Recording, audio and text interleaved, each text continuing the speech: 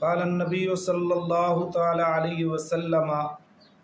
امام الانبیاء پیغمبر حضرت محمد الرسول اللہ صلی اللہ تعالی علیہ وسلم نے فرمایا،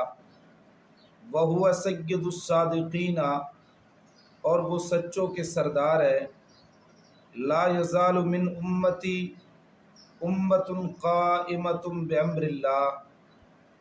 کہ ہمیشہ رہے گی ایک جماعت میری امت میں سے اللہ تبارک و تعالیٰ کی ذات کے حکم پر قائم، لا یضرہم من خذلہم، نہ نقصان پہنچا سکے گا ان کو جو نہ نصرت کرے ان کی، ولا من خالفہم، اور نہ وہ شخص جو مخالفت کرے ان کی، حتیٰ یأتی امر اللہ، یہاں تک کہ آ جائے اللہ تبارک و تعالیٰ کی ذات کا حکم، وہم علی ذالک، اور وہ اسی حال پر ہوں۔ امام الانبیاء صلی اللہ تعالیٰ علیہ وسلم نے اس اپنے فرمان مبارکہ کے اندر اس بات سے آگاہ کیا ہے کہ ایک امت میری ہمیشہ حق پر قائم رہے گی،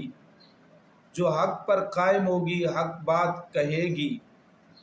اور جو کوئی ان کی مخالفت کرے گا یا ان کی نصرت نہ کرے گا اور رسوا کرنے کی کوشش کرے گا تو وہ کبھی بھی مخالفت کرنے والا اور رسوا کرنے والا میری امت کی اس جماعت کو نقصان نہیں پہنچا سکتا۔ رواہ البخاری